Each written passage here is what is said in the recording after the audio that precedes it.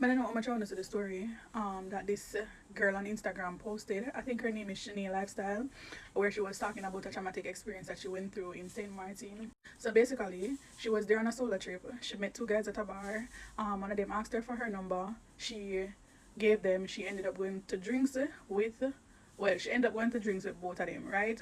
And after that, she found out that they were following her home, and she realized that it was like a scheme to kidnap her. Now, listening to the whole story, it actually traumatized me, and it reminded me of why I'm scared to travel and travel by myself. This reminds me when I watch some movies and you see some tourists end up in a foreign country and police and everybody scheming with the wrongdoers to try to traffic the people them. And I looked through the comments because initially I saw it on Jamaica Pink Wall and then I went on her page. You know, a lot of persons were saying that she should have given them the number. Honestly, when me just read it, at the same thing me said. I said, you know, she said that she found it a bit suspicious that they were kind of eyeing her and then them come for pay for them bill when she went to pay hers. So like when message she said she give them her number, I say, girl, you should have given me a number because you done it have suspicions before. But shit happens, you know, that's not the point of the story. The point of the story is that people are human trafficking folks over here in St. Martin, one of many countries. And she said it's like everybody was a part of it. She said from our Airbnb host to the security at the Airbnb property to police, is like everybody was in on it. And the messages that she said them share with her, like to say, you know, she get to know about them, I go come back for her and all of them something. I'm like, what? And she said she actually had a dream 2 days prior to visiting St. Martin, you know. And it was weird. That's yes, sometimes when we do get dreams, and say dreams are visions, we have to pray and bind up that. But God was there on her side, so she ended up escape successfully. I'm a pray to God it not escalate further than this, but I hope that her message reaches who it's supposed to reach, because them human traffickers, yeah, me tell you the truth.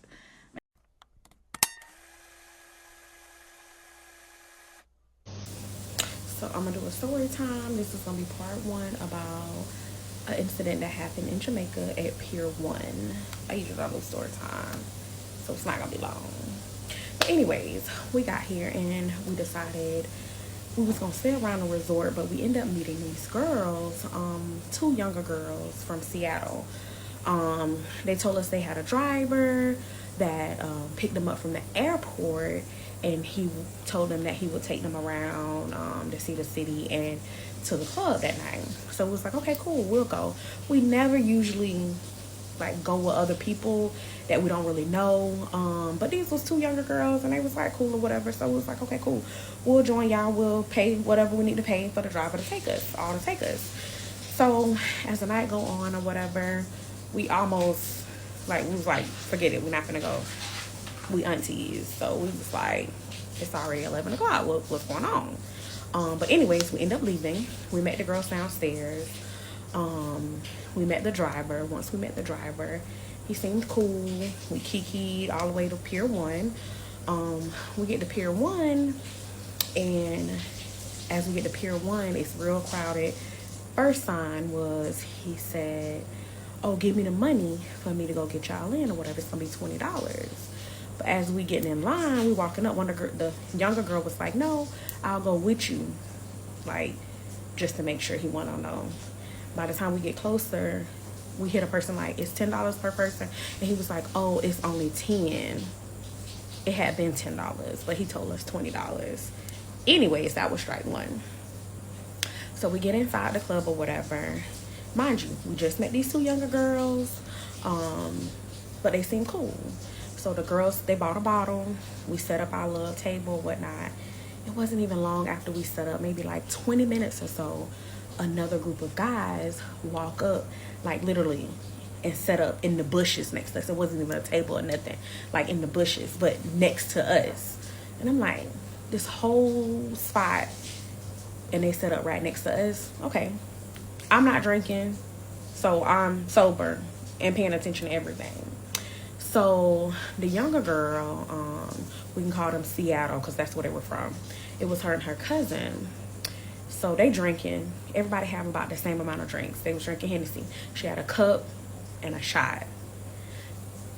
Like once they was drinking or whatever, for a second, then the driver finally comes in. Once he comes in or whatever, she's drinking and he dances with her but kind of takes her away from us. None of us really thinking nothing of it. And then he takes her on the stage, but like we don't see anything because it's like a bush.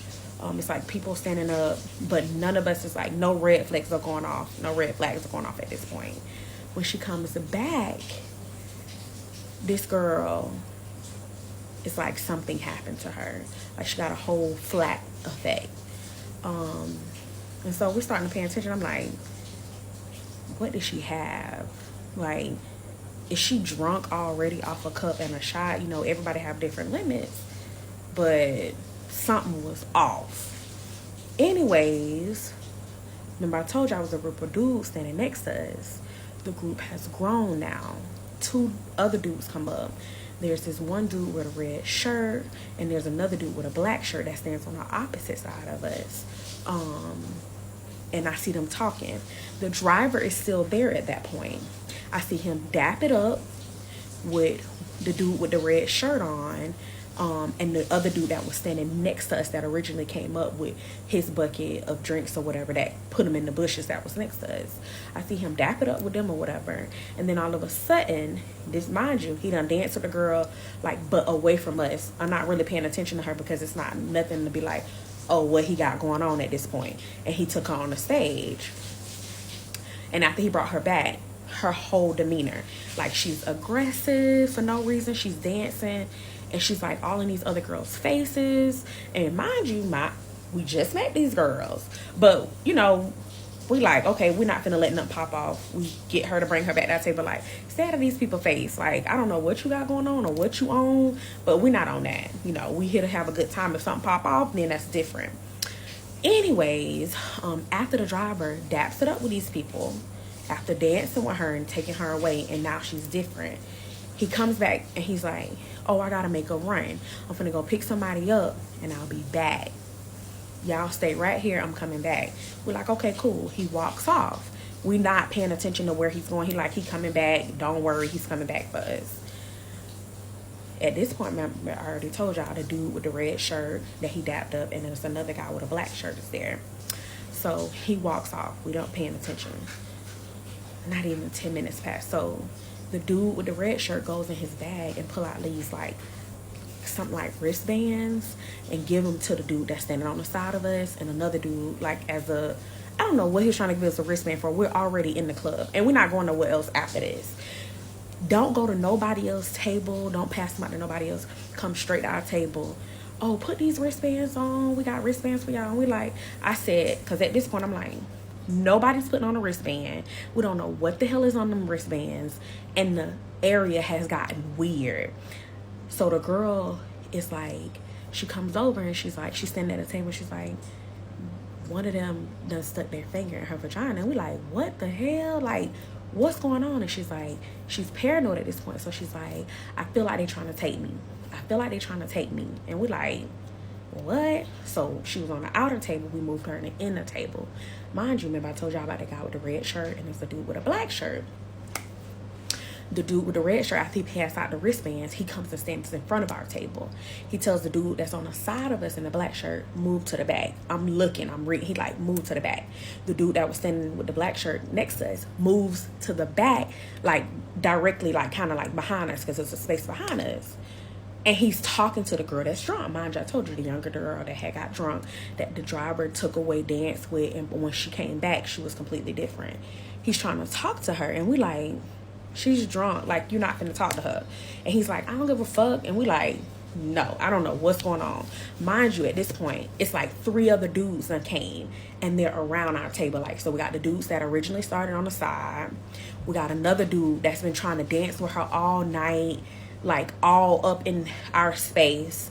We got a dude with a red shirt that's in the front, like he the ringleader. And then we got a dude that's in the black shirt standing behind us now. Another tall dude comes up with the dreads, and the dude with the red shirt is talking to him. He turns around and look at the younger girl that they done took off, and when they brought back from dancing, she's different. And so at this point, I'm like, it's time to go. Pack it up. It's time to go. Like, we're about to leave. So she's like, the girl, she's in straight paranoid mode. They're about to get me. They're getting me. I already know what's going on. And we like, what? Like, is she just drunk talking? Is this drug talk? What? She's like, they're gonna take me.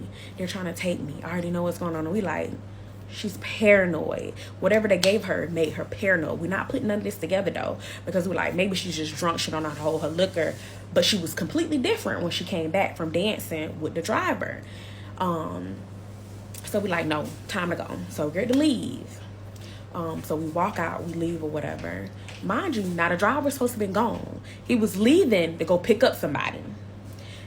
Not even 10 minutes from the time he told us, and all of this going on, 10, 15 minutes, if that, we like, no, it's time to go. She done said somebody done touched on her vagina. She's acting funny, like she's being aggressive. All these dudes, if you're paying attention, all these people are starting to circle our table like, where we at? I'm like, no, let's go. So we get to head out. We heading out of Pier 1. We heading to the front or whatever. We call him. Why he in the club still?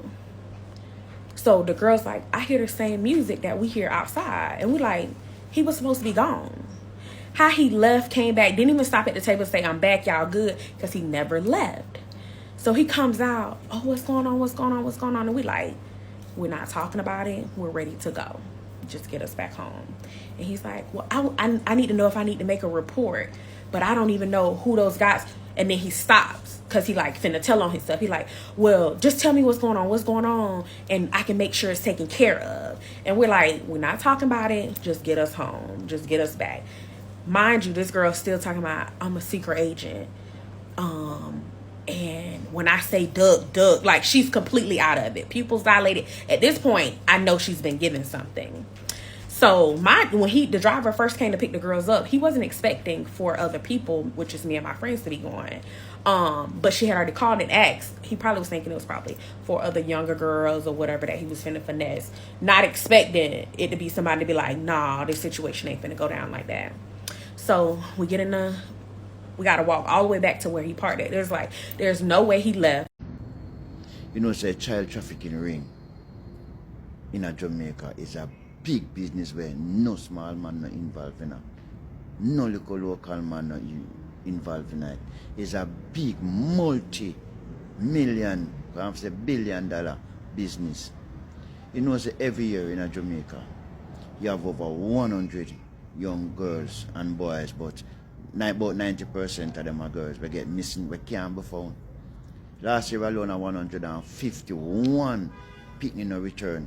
What I 1,000 picnic were missing last year, 151 can't be found all now. 133 girl and 18 boy. I statistics I said that. Then they know when in Jamaica, as them would find them and then they return them. Where then they?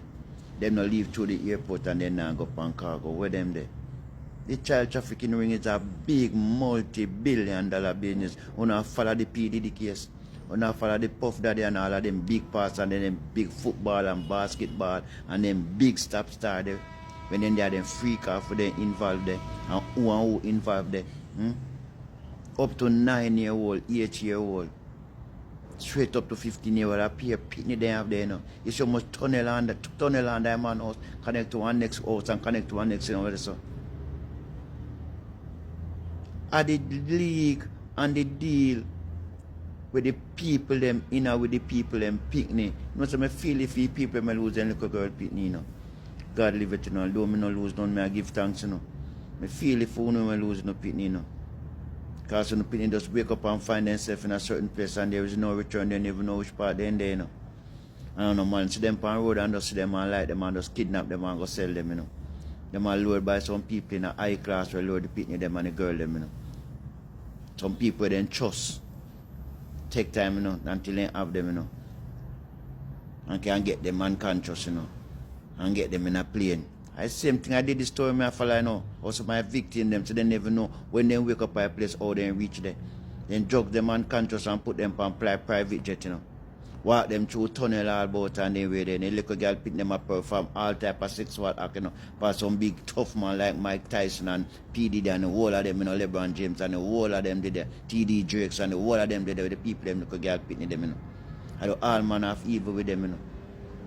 God know me I tell you no people, man. It's tough, man. It's rough on the people them with them little girl picking, man. The child trafficking ring is a serious business, man.